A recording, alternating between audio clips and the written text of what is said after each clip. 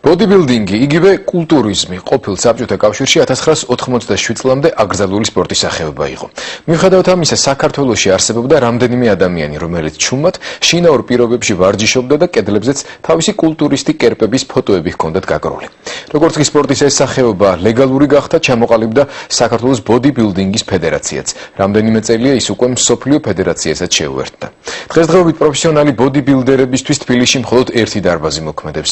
გიორგი ქორქი ნახა თუ რა პირობებში უწევთ ქართულ ათლეტებს საკუთარი სხეულის შენება.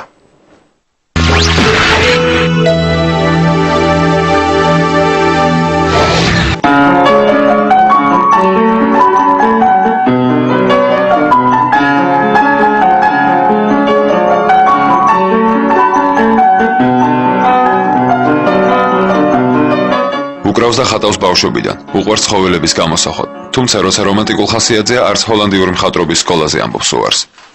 რატომაც ცხოველებს გონდა, რომ მარტო ცხოველებს ვასწავლე და რაღაცა შვილი განწყობას მიყვარს, შვილი განწყობას. ჰოლანდიურ სკოლაზე მიმართე, რაღაც ჰოლანდიურ სტილში გადავწყვეტე. კოჩას ილუსტრაციებით რამდენიმე წიგნია გაფორმებული, თუმცა დიტილოებზე, კურთულებს და მელებს იშვიათად ხატავს. ძლიერ ღონიერ ცხოველებში ის საკუთარ თავსაც ხედავს. ბავშვობაში ძალიან გამხდარია და ყოველთვის ჰქონდა ის სურვილი, რომ ძლიერი ყოფილიყავი და ბიძები მყავდა ძალიან ძლიერი. მანქანებს უწევდი და ყოველთვის ჰქონდა სურვილი ძლიერი ყოფილიყავი და ამით გამოვხატავდი რა, მეუბნებოდი წადი ივარჯიშე. ეს საკეში არაფერი არ გიშველი, საკეში გეხარ იჭმები. და მოდელი და სულ ხალხი ძლიერი მომენტებს რა. წლების წინ, როდესაც უკრაინაში ცხოვრობდა, მკლავჭიდით იყო გატაცებული და ქვეყნის და ევროპის ჩემპიონის გახდა.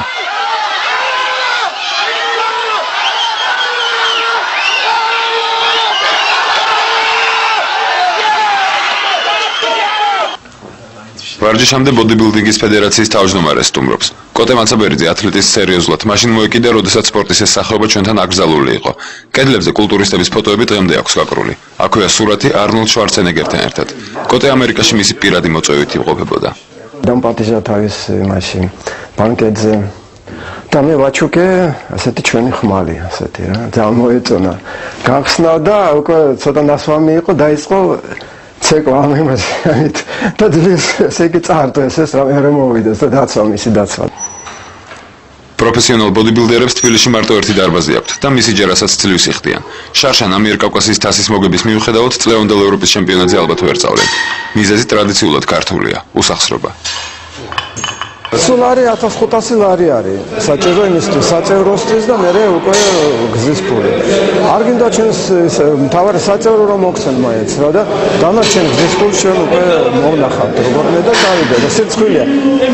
14 წელიწადი ვარ საქართველოს ფედერაციის წევრები და არ დავდივართ თავსად რა.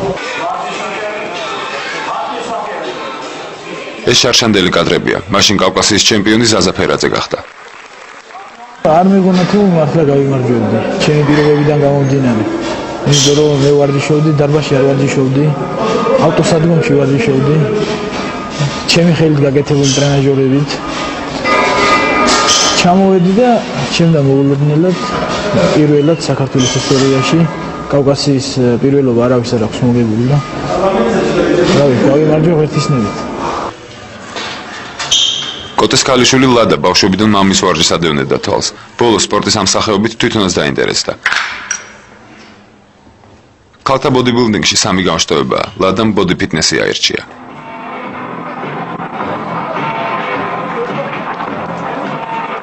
ბოდიბილდინგი ქალებისთვის არ ნიშნავს მარტო დიდი დაკონტურული ქალები. ქალებს ეშინიათ რა თქმა უნდა მასეთი ფორმები და მაგრამ ბოდი ფიტნესი აი ჩვენი სახეობა რომელიც ძალიან უხდება ქალებს. იმიტომ რომ მან აკრძალულია დიდი კუნთები, ქალი უნდა შეენარჩუნოს აუცილებლად სილამაზს და ქალურობას. უნდა იყოს პლასტიკური, ჯანმრთელი და ლამაზი. აი ეს მთავარი კრიტერიუმები. ბოდიბილდინგში არც სქესობრივი შეზღუდვა არსებობს და არც ასაკობრივი. ზაურმა ვარჯიში 4 წლის წინ დაიწყო, 35 წლის ასაკში. თავს დღეს უფრო კარგადად ჯანმრთელად გრძნობს ვიდრე მანამდე. 70 კილოგრამიანი ათლეტი 160 კილოგრამიან შტანგას ეჭიდება. ამბობს, რომ მუდმივი ვარჯიში ადამიანს გარეგნულად ალამაზებს, შინაგანად კი წმენდს. მე საერთოდ ცხოვრების ბოლოს მივარჯიშე. რატომ უნდა არის მოთხოვნა მიზალონგინა რა. ეხლა სიამოვნება, ეხლა შედეგს გრძნობს ადამიანი. რა თქმა უნდა, ეს ძალაა და ეს ენერგია და ვარჯიშის მე ესეთი შეგრძნება, შეუდარებელი. აბსოლუტურად საგანწყობაა. მე არ ვიცი ხა სტატისტიკა როგორია, მაგრამ კრიმინალებში რაღაც ბოდიბილდინგები ნამდვილად არ არის. ასე ეგეთი კრიმინალი არ არსებობს. ზაურისგან განსხვავებით ვიქტორმა ვარჯიში პატარაობიდან დაიწყო. ბავშვობის გადაცემამ საქართველოს ჩემპიონობამდე და კავკასიის ტურნირის პრიზიორობამდე მიიყვანა. შვარცენეგერი მიყვარდა ძალიან. მე რო გასაკში რო შევედი გავათვიცნობიერი, იმიტომ მიყვარდა თურმე რო კუნთები და მაგრამ მე მივყევი და ამიტომ ძალიან შემიყვარდა სპორტი დღესდღეობით უკვე ომისოთ აღარ შემილია მართლა.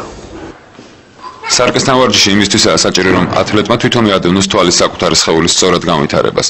მასის მოსამატებლად უამრავი პრეპარატი არსებობს, მათ შორის აკრძალულიც, რომელიც ორგანიზმს საკმაოდ დიდ ზიანს აყენებს. ქართველებს ეს არ ემუქრებათ. აკრძალული კი არა, დაშვებული პრეპარატების თანხაც არ არსებობს. როდესაც მისტერ ოლიმპიადაზე გამოდის სპორტსმენი და ის იღებს ამ აკრძალულ პრეპარატებს, მან ის მაინც იცის რომ ჯილდოდ მიიღებს $120,000 და ჰამერის ტიპის ავტომობილს. საქართველოში არც $120 არსებობს, $120,000 არსებობს და ჰამერის ტიპის მანქანა რომ ჩვენ სპორტსმენს გადავცეთ. ასე რომ ჯობია ალბათ ეს ნატურალური ვარჯიში, ნატურალური კვება.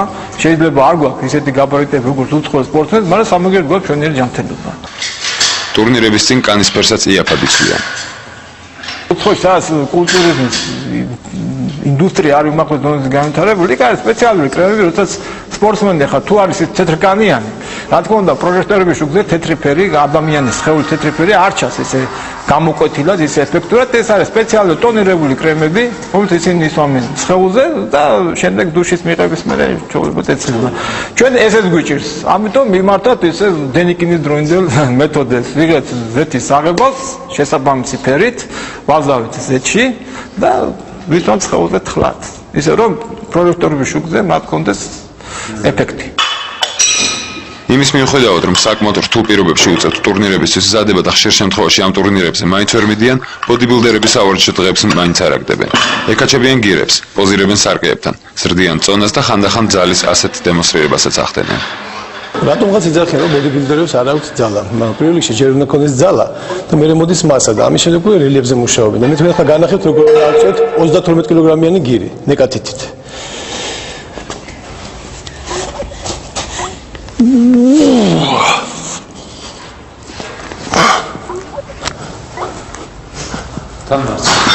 და ასე შემდეგ.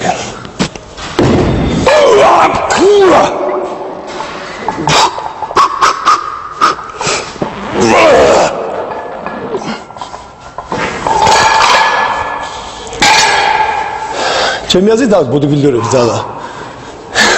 ეხლა 15 კილოგრამი ბლინს დავიყიდებ ნიკაპზე. ეს არის 14 კილოგრამიანი ბლინი.